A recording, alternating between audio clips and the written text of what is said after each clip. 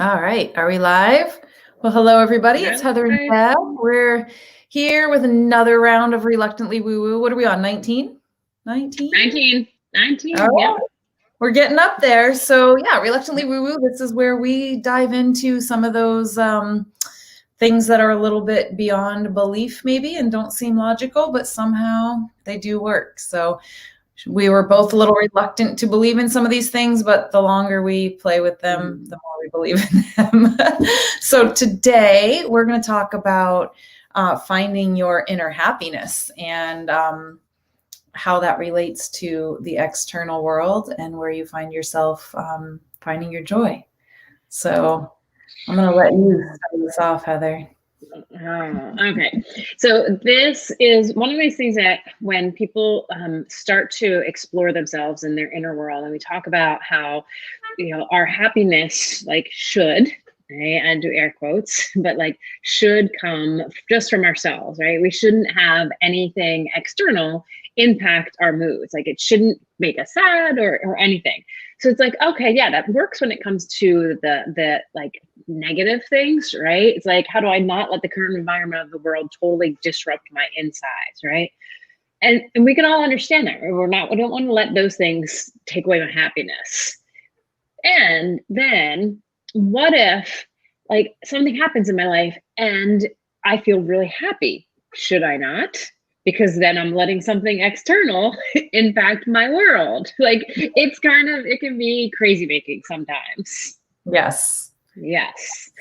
I think the rules of our woo-woo practices can sometimes feel like we're talking in circles. Yes, for sure. For sure. Yeah. And so what do we do with this? How do we allow ourselves to be happy, to not be a robot, right? Just be the best thing in the world just happened and you're great. The worst thing is terrible. You just to not be so even keel because life is all about emotions, right? There's that's the thing that distinguishes us as humans. I do think dogs and other animals feel emotions, but they can't express it in the same way that we can, right? So it's all about feeling emotions. And so our stories are the things that create our happiness or create our suffering. And so what that means, if you've never heard that before, is really simple example. I'm looking out my window, the clouds are coming in and it's going to start raining. And if my story is it shouldn't rain today, right? Then I'm going to be damn you, rain, for it raining, right? But if I'm oh my gosh, we've been so dry, I need the rain. Thank you, rain, right? The rain was neutral, right? It's just what I chose to believe about the rain makes my internal world shift and change, right? And we tend to live in these, what we call dependent happiness. It's where you can only be happy if I lose weight, if I get this job, if I live in this place, if I go on this vacation. I can't be happy, until then, if I have this. Yes. Right? Or same thing, but when I, right? Well, different people say differently, but it's well, when I finish high school and get into the college that I want, when I finish college and get the ring on my finger and get the job that I want, and then have the kids, and when my kids move out of the house, when I experience these things, right, then I'll be happy.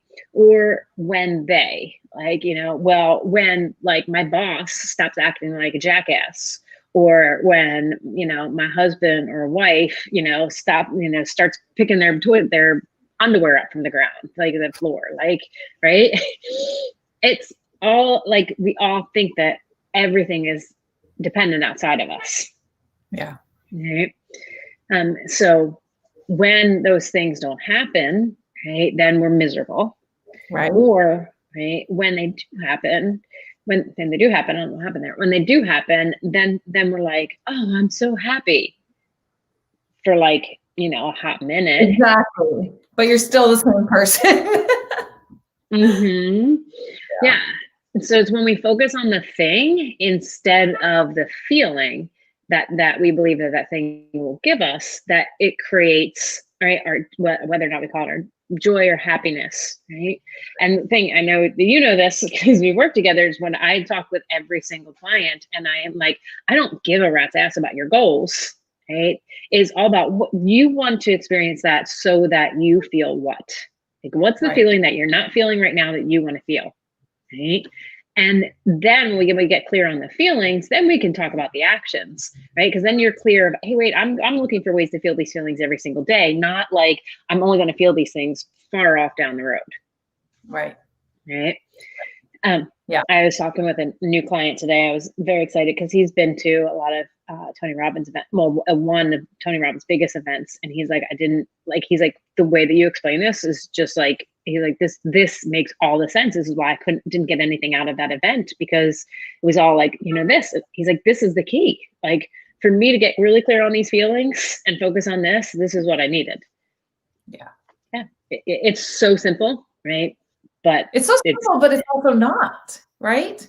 Yes. Because, I will admit the catalyst for this particular episode, a lot of these we decide on our topics based on what's going on in our own lives. But I was like kind of in the pre-holiday funk of, and COVID and blah, blah, blah, and feeling lonely and all of this. And then I, was kind of feeling that I shouldn't feel so sad stuff, all of that, right? All those little storytelling things that were exacerbating it. And then I was like, what I'm really missing is hanging out with some of my friends. I'm missing connecting with this person or that person. So I remedied that by connecting with some of the people I've been missing and felt better. And then I thought, wait, was I seeking that outside source? Right. So it just kind of stirs up the questions. But that whole story was to say that, like everything we talk about, it's a practice. It will ebb and flow. You can know it and still at sometimes struggle with practicing it or living and breathing it in certain moments. Right. Well, and the question is, like, can we be in those feelings that we consider quote unquote negative? And reality is, feelings are just energy, and energy is a vibration. They can be a low vibration or high vibration, but can we be in those feelings or emotions and be okay with it? Yes. And be okay with it. And this is where the nuance is, can I be in it? I don't like it, right? I don't want to be in it, but can I be okay with the fact that it's there right now, right? Because all of the stuff is going on. Right. And that's where we both. Yeah. I was just going to say, but when you get to that point of, it's okay that I'm feeling shitty, bad, sad, whatever label you want to give it, it's okay that I'm feeling that right now. Somehow that takes all of the other crap you're carrying around with it. And the whole idea, this too shall pass. And I think we've said it, you said it maybe in our last episode, you never get to that happy place and be like, oh God, here I am back here again, but it happens. It's part of being human. Right. Yeah. Yeah. And so I'm going to put this up because I know this is a really hard one definitely was for myself when I first started learning this. And for most people is that true happiness is the ability to accept oneself and life just as it is. And especially this year, how many things, no matter what side of the aisle you're on, right, of political party or masks or any of that kind of stuff, how many things can we be like, I am not happy with this, I'm not happy with this, I'm not happy with this, right? But when we can get to that point, when we can say, okay, this is what is present right now. And it doesn't mean roll over, play dead. Okay? It just means, okay, this is what is. I'm at a neutral place, and I can then be a catalyst for change from that energy, instead of being in victim mode and trying to climb out of victim mode, then to move forward. Right? Because it's so much easier to look and say, wow, there's a hole in my screen. Okay, that's just reality. There's a hole in my screen. It needs to be fixed. Versus there shouldn't be like this, that bird shouldn't have flown into it, and how dare that hole get in there, right? That doesn't give any space, for us to create the change that we want to create in the world. Right. And the ownership. piece, right? Yes. What can you control? Nothing. I cannot control COVID or mask wearing or any of those things or lockdowns or not being able to travel, any of that outside of my control. What's in my control? How I choose to think and therefore feel. Right. Yeah, exactly. Yeah. So again, it doesn't mean that, you're playing dead. It just means that you have the space to create and move forward. And going back to our original thought about, okay, well, if I experience something and it creates happiness in me, right? Like, am I like giving my power away to something? When you're in that internal state of accepting life and yourself as they are, then when those good things happen, you feel more fulfilled. But not happier. It's like, oh, this is like an added bonus. This is awesome, right? Right. But if something bad happened, it's like, oh, okay, that's life too, right? It doesn't mean that you're shitting sprinkles. Well, my term is shitting sprinkles, right? It's like when you feel great, I'm like, I'm just shitting sprinkles. It doesn't mean that you're shitting sprinkles all the time either. It just means that you know that no matter what, the sun's always shining. Right. Yeah. And you don't have to be Pollyanna, like, it just means that you know that whether A happens or Z happens or anything else, you are still you. And the core of you, right, is that sense of happiness, joy, fulfillment. But like, this is the thing. It's like, why is it so hard for people? Right. That is always the question, right? Yeah. But yeah, I mean, so much of it comes down to what we were programmed to believe we're supposed to have to be happy. And I can actually point to another personal example in that, when I was, I was following the typical American societal path for the, in my 20s, whatever, you meet a nice guy, you get married, you have a kid, you have a house, you have the good job, you have the life. And I was like, why do I not want what I have right now? I'm supposed to want this. I'm supposed to think my life is fucking perfect. And it didn't. Right? Which created a whole nother little, spiral of head trash of what's wrong with me that I don't want these things that everybody wants. Everybody wants it. I have it. Why am I not? Why don't I want it? Why don't I like it? So yeah. And for me, it was, my 20s and 30s, like, why don't I have those things? I'm supposed to like be happy when I have those things. And then like, I realized I don't even want them. Like, I don't. Like, I remember talking to some friends and they were talking about like just wanting to get married and do that whole thing. And nothing is wrong with that. We're not saying anything is wrong with that at all, right? But I was saying about how I had a friend whose brother was living in his Subaru car, literally parked at the beach. He would surf during the day and work at Target stocking shelves at night, and would take a shower because it was in California, take a shower at one of the showers that they have on the beach there. And I'm like, that sounds amazing. I would love to do that. And they were like, oh my gosh, why would you want to do that? Why wouldn't you want to get a house? I'm like, I don't know. I don't want a house.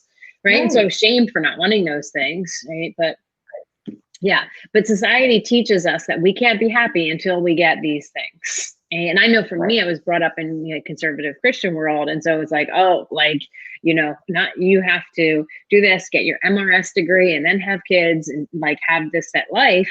And I could tell you, I mean, I know so many people who are just miserable in that, right? But they're like you said, why am I not happy? That this is the story that everybody's told me. Right. Yeah. So that really just comes down to examining what you truly want versus what your parents or your church or your whatever has taught you you should want. Yeah.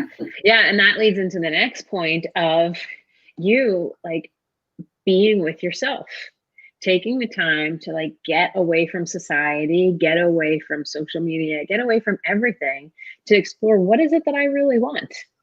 Right? What is it that really makes me happy? Right.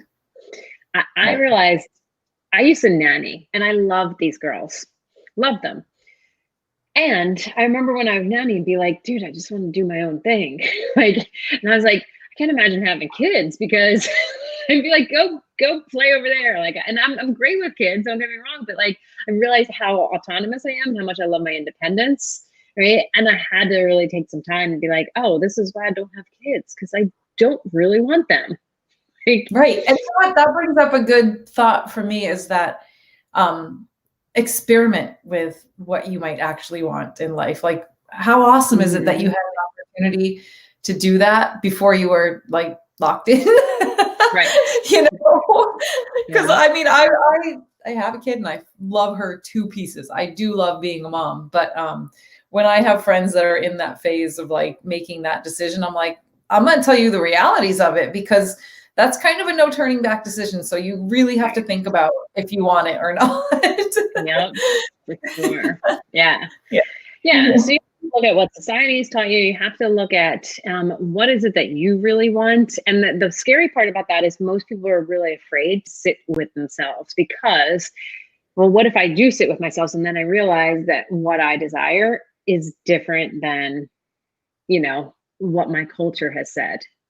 Right. And as a society as a whole, we're coming at that more because more and more people are willing to say, no, I don't want to live this kind of lifestyle, right? And this is why there's you know, all this upheaval right now, which can be great. It's a revolution where people are like, wait a minute, I don't want this standard, you know, like life, right? But there's always, you know, stretching and growing when, you know, when people are starting to realize, wait a minute, let me Yeah. ask what I really want, right? But that's really scary because it means that your whole entire world has to change. Going from a caterpillar to a butterfly, people are like, oh, that's so nice, it's so pretty. But like, dude, you can't have any caterpillar friends anymore. Like, you know, you're a Yeah. butterfly. You're just not going to be hanging out with caterpillars, right? Yeah. And it's painful. Right. And that leads into the last point about why this is so hard. And I'm sure there's other reasons, but the other point is that it's because we're typically disconnected from ourselves, right? We're disconnected from ourselves, so we can't at all believe that we are the source of happiness when we don't feel that, right? Like when people feel miserable and depressed and forlorn and like dread and fear, right? About being with themselves for 10 minutes of silence, right? Why would they ever think that, oh yeah, I'm the source of happiness, right? And someone can't take themselves from like, oh, I listened to Heather and Deb and they said I'm my own source of happiness. And yep, I just, you know, changed my mind. Right. It isn't that simple. I mean, that definitely is something that was literally years for me to discover. Ultimately, I think I had to discover that on my own, right? But I'm gonna say this. Did you discover it, right? Or was a lot of crap removed so that you can finally feel it and experience it? Yes, this is true. Yes. But I do think there's something to, I mean, if anybody happens to be listening to this right now, you wouldn't be hearing it if you weren't ready to hear it, right? Like you would have brushed us off already. So just having that seed planted that, yeah, there's some layers to uncover, which we'll get into next. But when you do that and that connection to yourself, like that's like a, you know, yourself, your source, your higher power, whatever label you want to give that. For me personally, I do believe is really the ultimate key to it. But the getting to that piece is where, you know, we can help with the energy work and we can do some of those things that kind of excavate the barriers. You know? Yeah. And that's where the woo-woo part comes in, right? Because for me, right, growing up in a like conservative Christian home, you know, it was like when you have Jesus, right, like you'll X, Y, and Z. But 15 years ago, it's 2005, this month, 15 years ago was when I was like, I want to kill myself. I'm so miserable. And I'm like, I don't have, you know, I quote unquote have Jesus and I am not like all of those things that everybody says. Right. And then some people will be like, well, it doesn't say that, you know, God's here to make your life happy, blah, blah, blah. And I'm like, okay, but like, you keep telling me if I have Jesus, then everything like, then I'm going to feel fulfilled. And like, but I'm like, nope, I'm ready to go. Like I am ready. And so there was, you know, changing a diet so that I can connect back to myself, as that is a huge part of why people aren't connected to themselves anymore, because they're so disconnected from nature, and we're a part of nature. And when we're eating food that doesn't come from nature, we are literally like blocking everything within ourselves. I mean, that's one piece of it. And that's not even the woo-woo piece, but that is a big, big piece of it. Right? When we talk about like some like woo-woo things that I know I was reluctant to believe in, is when my friend said to me, like, you need to, like, I need to work on your heart wall. She just needed it for a certification. And I was like, heart wall, what the heck? I don't even know what you mean, but whatever. If I don't have to do anything, sure. It was the first time that I could feel the lightness and heaviness from my chest disappear and the lightness like happen. Right. And I hear this from clients all the time that I work with. Like, we start working together before we even have an official coaching phone call. I'll start working on their heart wall.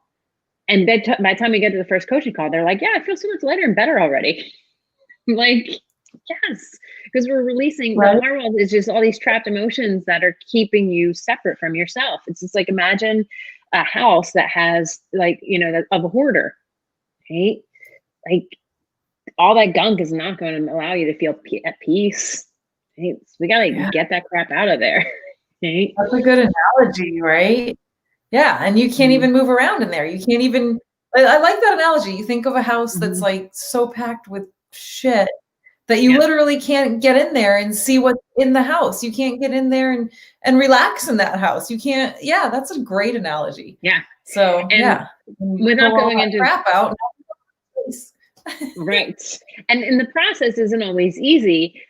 Years ago, we were helping this woman, and I will make the story short, she had like 27 dogs, a bunch of cats, turtles, she had like 27 cats, 3 dogs it was. So it never got cleaned. So imagine fecal matter, like on the rims of doors, like there was fecal matter. Yeah. Yes, literally. And they had to pull the carpet up and like clean the poop off of the floor that was stuck underneath of the floor, underneath the carpet. It was so disgusting. But like throughout the times of us cleaning, because it took a while, as you can imagine, she would come in and just be like, oh my gosh, thank you so much. This is so nice. I am so grateful. And then 10 minutes later, how dare you throw away my stuff? I can't believe you're ruining my life.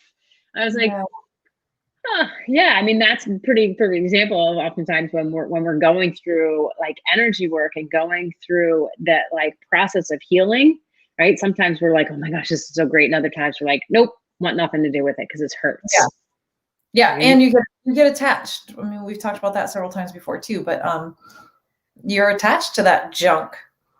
Right. You don't think you are. Nobody would say, no, I love all this literal shit in my house. Nobody would say that, but obviously you have attachment to it because you're living with it. Yeah. Yeah. So getting rid of your heart wall is definitely a great way to connect back to yourself. And I will say that I have worked with a lot of people. Was one of the other, I'll make pause my own self, but I've worked with a lot of people in plant medicine, both myself in doing ayahuasca ceremonies and, knowing other people who have, and even when they've done that, they still have a heart wall, and it's much smaller than people who haven't done the work, but there is something magical about that heart wall. Even when somebody's done other deep dive stuff that, at least in my experience in working with people, that's like, holy heck, like this is a big thing. Big. So I tell everybody, if you want to work together, it's the first thing that we got to do. Totally. Right? It just makes life easier. So the heart wall can stop us from having inner peace. And then there's energetic things like curses and entities, like these spirits that stick around and they're trying to do everything they can to like get in, like have the human experience through us because like, they just haven't been able to move on yet. There's saboteurs. There's what they call post-hypnotic suggestions, where these like messages come into us. I mean, people, you listen to the radio or play video games, movies, like we're getting implanted with these messages all the time. And if they don't flow through us, they get stuck inside. And somebody's like, I don't understand why I think that I suck, but I don't know, I just do, right? That could be a post-hypnotic suggestion. Or it could be like, you can have an allergy or intolerance to connecting back to yourself, to wanting to be with yourself. There's so many different things. You can have what's called a no will to energy, like a no will to live energy, right? Or a will to die energy. Well, hello, that's going to keep you from, experiencing happiness, right? Which is where I was. We can have things like despair anchors, which are negative statements that we say over and over and over again. And then, so the subconscious mind is like, oh, where is it? I got to go find it. Right. Like, Right. oh, I'm going to find a man. Like, like, yeah, I'm just going to keep finding that. Right. Sometimes we have images stuck in our mind, right? Or, and literally an image that you just keep seeing over and over again and you just can't seem to get rid of. And that just directs all your attention. Or there's a memory, like you're like, gosh, every time I think about this thing, I want to cry, right? And trapped emotions, like all of these things can hinder us from being in that place of like contentedness and happiness. Even, and dare I say this, and I know my mom's watching this, she'll tell me I'm wrong, but I will like go to my grave. Like even for those people who within whatever religion they're in, right? Like even they like need this work to be done. Because we're all spiritual beings living in the physical world. And if emotions get trapped inside of us, right, they have to move out. And there are lots of ways you can do that. Body code is one way, right? But like you teach yoga, right? Yep. I mean, yoga is a great way for people to move stuff through their bodies. Yes. Breath and movement combined in that practice. So I think there's, I will start out on the yoga, but but any kind of movement doesn't have to be yoga, right? Yeah. But that's one Whatever. that like when we talk about woo woo, right? Like for some people say run it out. It's like, oh yeah, they get that, right? That's not woo woo, right? But yoga, even still for some people is definitely woo woo, right? It's like that like weird thing. I'm just like standing in this pose. Like, how is this doing anything for me? And like some people think it's just weird because it's from an Eastern religion. So then they're like, nope, can't do that. Right. Or Tai Chi, same thing, because it's like so slow that people are like, how does that do anything? But it's not about necessarily the physical muscles and the way that we typically, where we are, think of your physical body and how it operates, right? It's not even really an exercise in that regard. So yeah, it's more working with your energy, which is where the woo-woo comes in, right? Yeah. So I mentioned plant medicine, whether it's ayahuasca or mushrooms like psilocybin. There's bufo. There's a bunch of other things too, but those are ways that help you to release the crap that's keeping you stuck. Sobriety is a big one. Like, and that's we put that in the woo-woo category because most people don't think that that drinking a glass of wine every night impacts them. Yeah. And for me, I think the way I look at that is when you're trying to numb, like if you can really look at the awareness and the why behind anything that you do habitually, but in particular drinking, because for me, I've gone back and forth with, can I drink some, is it better for me not to?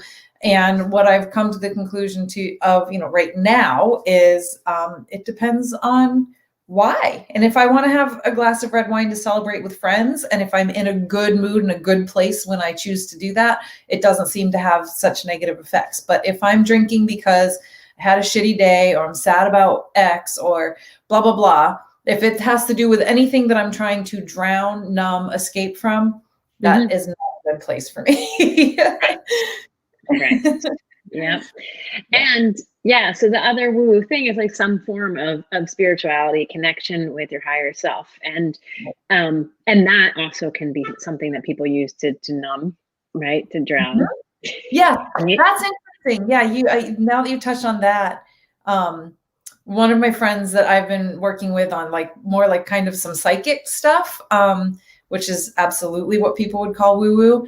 But she kind of gave me the prescription, I guess I would say, to stop looking at my freaking horoscope for 3 months. Which I thought I was looking at jokingly or like, I don't think I put too much weight on it. And then I'm like, ooh, but maybe I am using it as a scapegoat. See, look what my horoscope says. See, look what the planets are doing to me. Right.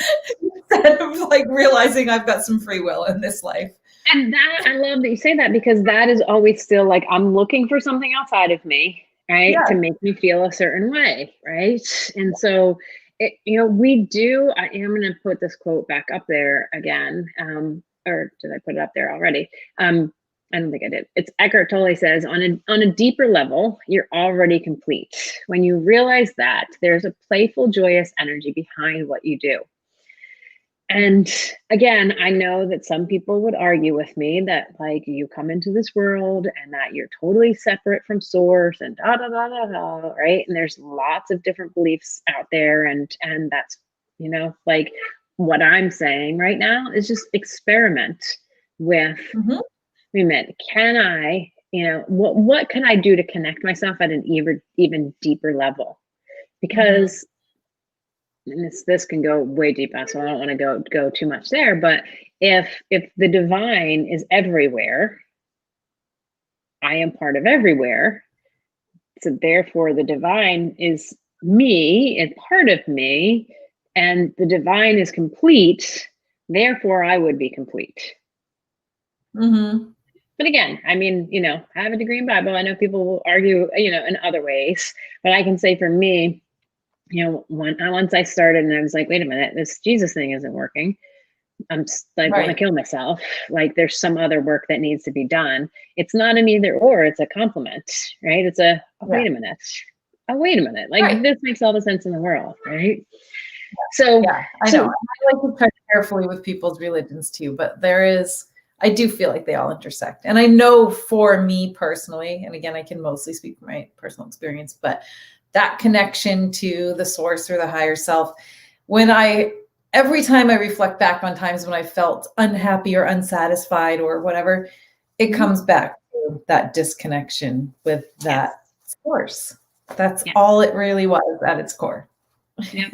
Yep. And so when you get in those places like you were, when you're like, I'm lonely, I want to go connect with other people. Okay, I'm connecting with other people, so I'm happy. So wait, am I wrong because I'm happy because I'm feeling something outside of me? Right. And it's like just asking the question, what is it that I'm really longing for right now? Right. And it's connection, and connection to whom? And we'll use other people for that. But at the end of the day, you're just looking for connection back to yourself. Right. Mm-hmm. And I'm not saying go and be a hermit, because we are created for relationships, but it's still always that, what's going to allow me to connect back.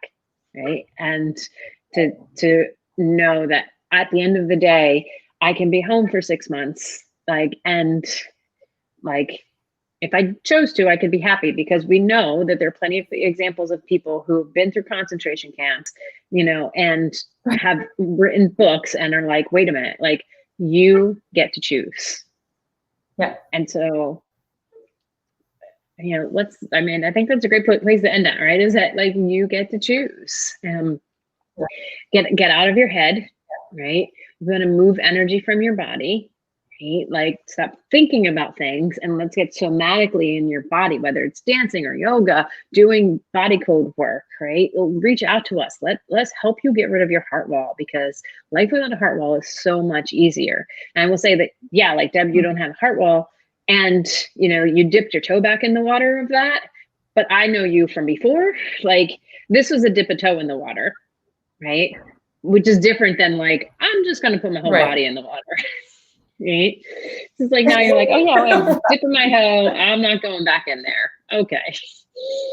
So if y'all want, don't want that. If you would like to contact us, here's Deb's information, her email or her Instagram. You can follow her on Instagram. And both of us, I'll put mine up there. Both of us would love to help you. And with that email address is not the most effective one. It's not what? Not the right one? Okay. That email address is not the most effective one, but it's okay. Don't worry about it. Go to the Instagram one and they can find me there. Yeah. Yeah. If you're on Instagram, well, I'll get that email up next time. Sorry about that. And yeah, like just ask yourself, like, where is my source of happiness? And am I constantly looking, you know, is my source of happiness a dependent, you know, when, if, you know, if they, when I, when they, you know, then just ask yourself, is that the way that I want to live? Is that creating the happiness that I want to create? I think we already know the answer, but we will end on that. We will see y'all next week. Have a great week, and let us know if there's anything that you want us to touch on, any topics to touch on, and we will add them in. Bye. Bye.